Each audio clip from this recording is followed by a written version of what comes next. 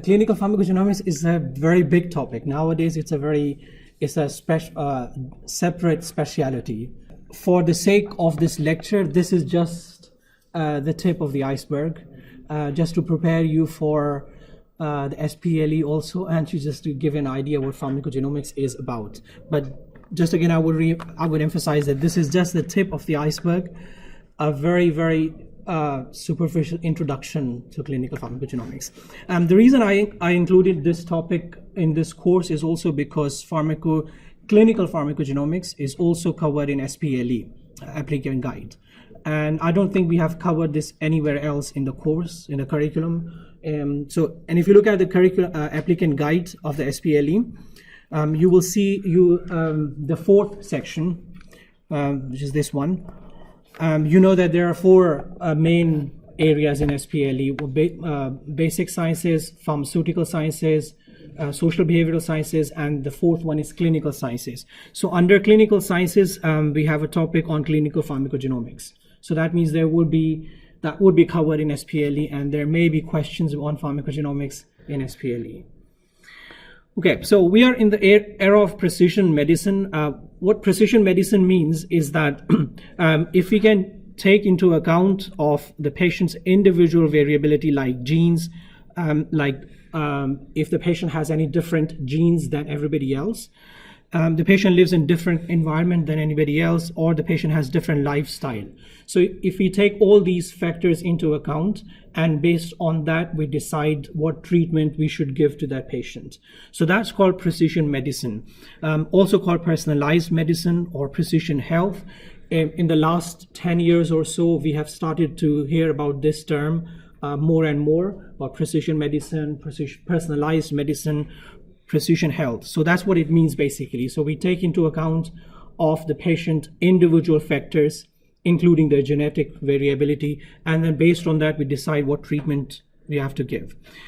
The term related to that is precision pharmacotherapy, which is more related to pharmacists. So this is where we find out if the patient has we find out that maybe certain patients who may not respond to certain drugs, or who may develop more side effects to certain drugs based on their genes. So pharmacogenomics is a component of, I would say, personalized precision medicine. So wherever you hear the term personalized medicine or precision medicine, know that pharmacogenomics is part of that. Because in personalized medicine, we are taking into patient individual factors, something special for the patient. We think about that, and then we start the treatment. So pharmacogenomics is the same thing. We look at the patient's genes. If the patient has certain genes or patient has some abnormal genes, and then based on that, we decide what treatment to give or what treatment not to give. That's called pharmacogenomics. So it's a part of personalized medicine. It's a study of inherited variations in genes, so that determine a patient's response to drug. So the genes which you get from your parents, right? So if that determines your response to a drug. So there can be two possible things, to make it very simple at this point. Some people may have some abnormal genes, and because of that, they may respond to some drugs differently. For example, there may be no response because of some genes. If you have that genes, maybe you will not respond to certain drugs, or maybe there is increased response, which will result in the toxicity, right? And the other thing which can happen is that if you have that abnormal gene, then you may show increased side effects of that. So there's two basic things in mind, that because of some abnormal genes, patient may respond differently to the certain drugs, or the patient may be susceptible, or the patient may show increased side effects because of that abnormal gene. Pharmacogenomic testing nowadays in Western, here it's not very common in Saudi Arabia, but in Western countries, it's becoming more and more common now, pharmacogenomic testing. So we actually send patients' blood sample to the lab, and then they tell us whether the patient has certain genes. Okay, so for example, you might have studied in cystic fibrosis. It's a genetic disorder, right? Have you studied that before? Cystic fibrosis is a genetic disorder. What gene causes cystic fibrosis? The gene is called CFTR. So if the patient has positive CFTR, that means if the patient has CFTR genes, then the patient will have CFTR proteins, and the patient will develop cystic fibrosis disease. Okay, so genomic testing can tell us whether the patient has this abnormal gene and some other abnormal genes as well. So that's the purpose of pharmacogenomic testing, that the test will tell us if the patient has any abnormal genes or the patient has all the normal genes. I said in Western countries, it's becoming more and more common now. The doctors, just like they order the lab tests, they can order the genomic testing. And there are also OTC kits available. You can go to any pharmacy and buy an OTC genomic testing kit. And you can send your blood sample or your saliva sample, depending on the kit, and you send it to them, and after 24 hours, they will send it to your results, if you have all the normal genes or if you have any abnormal genes. One thing also to bear in mind is that it can be tested through blood or saliva. Like you take a sample from the saliva and then send it to the labs. Also, one thing to bear in mind, because in America, the health system is insurance based. So the insurance companies are also covering the genomic testing. So that's why the doctors are ordering more and more genomic testing, because it's now covered by insurance. So what's the purpose of pharmacogenomic testing? It's to understand if the patient has any genetic variation. Genetic variation means just think about like an abnormal genes as compared to other people. So if the patient has any, the goal is if the patient has any genetic variation which can cause change in response to drug therapy.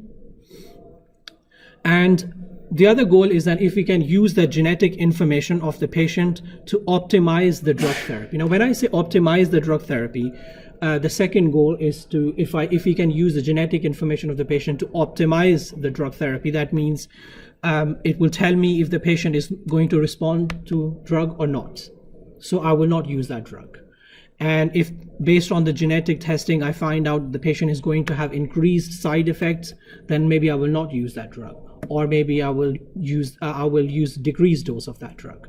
Okay, so the two main goals are to see if the patient has any genetic variation or abnormal genes which can affect the drug response, and if we can use that genetic information to select the right therapy for the patient. The core of the pharmacogenomics is the one drug does not fit all. So that means you can see from this picture, I think it's a very good illustration. So this is the whole population, and the purple color is the main population. We know that majority of the people will show a good response to any drug, right? But there may be some people who may show no response to that drug, and there may be some people who show increased side effect to that drug. And how can we know that how can we identify these people? How can we identify these two groups of people based on their genomic testing, based on their genomic profiling? Right? So genomic testing will help us identify those people who may show no response or who may show increased side effects. Okay, we might, a lot of people use these two terms alternatively, pharmacogenetics and pharmacogenomics, but there is a basic difference between these two terms. And I've tried to simplify on the slide. Pharmacogenetics is basically related to how the variation in single gene can affect the drug response. And pharmacogenomics is a more broad term. So how the multiple genes together can affect the drug response. So pharmacogenetics is the study of relationship between single gene and the variability in drug response, and pharmacogenomics is the study of relationship between variations in multiple genes. So that's the basic difference. Just a brief summary. You already know about how the process of transcription and translation takes place. Everybody knows that. So when you have DNA, and then DNA is like a double helix, so it gets splits up. So when it splits up, the RNA takes a message and then it goes into cytoplasm where messenger RNA forms proteins. So which protein will be formed, that message comes from your DNA, because that's what the genes decide. Your DNA has got genes, and they decide which protein will be formed initially, in the end, okay, through all this process. Now, in the exam, you may also get the questions on these definitions, right? So you need to understand what those terms means. Nucleotide is a basic structural unit of DNA. So many different nucleotides make up DNA, okay? And nucleotide itself is made up of three things. Nucleotide is made up of three things. What are those three things? Come on, you studied that, I think. Yes, one, sugar or carbohydrate, and not amino acid. You were right. It's a base. It's called nitrogenous base, and yes, phosphate group. Very good. So nucleotide itself is made up of three things: one sugar, 5-carbon sugar, and then the other nitrogenous base and phosphate group. These nitrogenous bases are of 4 different types. It could either be adenine, guanine, thymine, or cytosine. Okay, so everybody understand. Nucleotide itself, nucleotide is made up of 3 things: sugar, nitrogenous base, phosphate, and bases are of nitrogenous base can be adenine, guanine, thymine, cytosine. So if the nucleotide has adenine group, then it will be called adenine nucleotide. And if the nucleotide has guanine, then that means it's called guanine nucleotide. And if this nitrogenous base is thymine, the nucleotide will be called thymine nucleotide. In cytosine present, the nucleotide will be called cytosine nucleotide. So the name of you can see the name of the nucleotide is based on which nitrogenous base you have in that nucleotide. Everybody understand that? Yeah. Okay. And then many nucleotides make up DNA. So that's why it's called the basic structural unit of DNA. The other definition is a stretch of nucleotide. So a stretch of nucleotide means, let me put it here. So if you have G nucleotide, remember that nucleotide is named after what base you have, okay? So if I say G, that means it's a nucleotide. So on the gene, you may have different nucleotides. So for example, just imagine that this is a gene. So you will have G, T, C, G, C, A, right? So these I'm just giving an example. So this is how the nucleotides are arranged on a certain gene. So this is a nucleotide, this is a nucleotide, this is a nucleotide, this is a nucleotide. Everybody understand that? So this is called a gene, where the nucleotides are arranged and they form a gene. And then every gene, just for your understanding, then every gene is arranged or coded to form a certain protein. So for example, if you have this arrangement, G, T, C, G, C, A, everybody understand what that means? G is guanine nucleotide, T is thymine nucleotide, C is cytosine nucleotide, and so on. So in that gene, you have nucleotides arranged in this order. That means that it will form a certain protein. Okay. Now, if there is a problem in this arrangement, for example, instead of the second T, you have A, right? And the rest of the things are the same. The problem is here. That's called genetic variability. Different gene, as a different nucleotide. Okay, wait, I'll come back to that.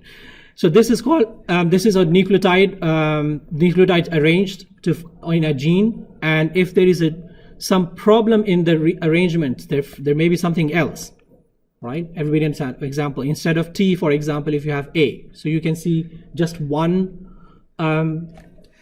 wrong thing. So that means you have got a completely different gene. This is called genetic variability. Now remember what this gene was doing, it was making certain protein. Now if you have got genetic variability where one of the nucleotides is different, then there may be different results. It may be that you get the same protein because your body already knows that which protein it is meant for. So even if you have one abnormal or one wrong nucleotide in one place, it will make the same protein. Okay. And it can also be that it will make a different protein. It will make something else, like abnormality. For example, in CFTR, I'll give you an example. So that's actually CFTR gene is just based on one nucleotide wrong out of millions. One nucleotide in the wrong place, you will have CFTR gene, and you will have CFTR protein, and you will develop cystic fibrosis. But doctor, is there a repair system or repair mechanism? Is there any? Repair mechanism. Repair for the genetic, as far as I don't know. There is no, maybe there is gene therapy, but not very. The only thing we do is that if the patient has different response, then we just change the drug therapy. Gene therapy or gene treatment, there may be in future. So I said that if one nucleotide is in the wrong place, it may be your body will make the same protein, or it may be it will make a completely different protein, or it may be that it will not make a protein. It will just be an abnormal thing and it will not make that protein. Okay, so remember there can be three things. If you have genetic variability like this, there can be three things, possibilities. You will make a same protein, so everything is fine. You may form a completely different protein which may be abnormal, and you may not form any protein at all. Okay. So I was just talking about the definitions. So nucleotide is this basic structural unit. So this is just, I would say G is a nucleotide, A is a nucleotide, C is a nucleotide, and then genes are the stretch of nucleotides. So this means like a stretch of nucleotides. So nucleotides rearranged to form a gene. And gene that will make that like a code for a single protein, to make a single protein. DNA is the main component of the chromosome, so it's like a double helix molecule. So this is, if you can see here, this whole double helix, like it's one strand and the second strand, and it's like twisted. That's called double helix. So that's the DNA structure. Chromosomes made of many genes, so many different genes will make a chromosome. Okay, before I talk about it. So far I have talked about nucleotide, genes, chromosomes. So what do you think is the basic structure to start with? What is first thing? Nucleotide. Yes, we start with nucleotide. So nucleotides get rearranged to do what? Gene. To make a gene. So nucleotides make a gene. Genes, many different genes rearranged to form a DNA, right? And then DNA is a single strand. The DNA, when it's twisted, it's called the DNA, and many different DNAs will make a whole chromosome. Okay, so nucleotides make genes, genes make DNA, DNA make up chromosome. Okay, easy to understand? So if you see here, as I said, just to reiterate, this is nucleotide. Nucleotides rearranged to make a gene. The genes, many different genes will make up like a DNA like this. And when you see a chromosome, you have seen a chromosome like this, like in pair. So that's basically, the whole chromosome is basically made up of this thing. Right? So the DNA is making up the chromosome. Everybody understand that? Okay, some more definitions. Genotype, a set of unique genes that determine the specific trait in a person. So, for example, this is called the genotype. So what is the rearrangement of the nucleotide? So what is the genes, what are the genes you have? That's called the genotype. And related to that is called phenotype. Phenotype is the observable trait or outward expression of genotype. What that means is that because of certain genotype, if you're going to have a certain protein or certain character, that will be called a phenotype. For example, sorry? Yes, eye color. If you have a gene for eye color, so just have a gene for eye color, that would be called a genotype. And whatever your eye color will be because of that gene, that will be your phenotype. Okay, so phenotype is the result or the character or the protein which you have as a result of the gene. That's called phenotype. Okay, polymorphism is an inherited variation in the DNA sequence. Okay, this will come later on as well, so we'll talk about that. Okay, this is again which I just explained before. This is called SNP. We call in genetic terms, we call it SNP, single nucleotide polymorphism. Where you can see this is a normal gene sequence. So this is a normal order, normal rearrangement of nucleotides on gene. So if you see the position, if instead of A it may be G, it could be a different gene. And if instead of this is another example, if instead of that A it could be it's T, it may be a different gene. So this is genetic variability. And as I said that if you have got genetic variability, it may result in the same protein, so everything is fine. And it may result in a different or abnormal protein, for example, CFTR gene for cystic fibrosis. And it may be that no protein forms at all, right? So when the genetic variability occurs like this, there are three possibilities, remember. The other thing is that on the slide, the example shown is only the replacement of one nucleotide, right? Only one nucleotide is abnormal, right? Now, in complex cases, it may be that there are multiple abnormalities. So for example, here also there is something else. This is normal one. So here it's something else. Maybe here is something else. Maybe here also something else. Maybe here also something else, which is very complex. And in genetics, there are different terms for that. So we'll not go into that, but you should just stick to this one. This is single nucleotide polymorphism. Genetic variation, I have been talking about this term again and again. Genetic variant means you have a different sequence of the nucleotide on the DNA that will make different protein or may be no protein.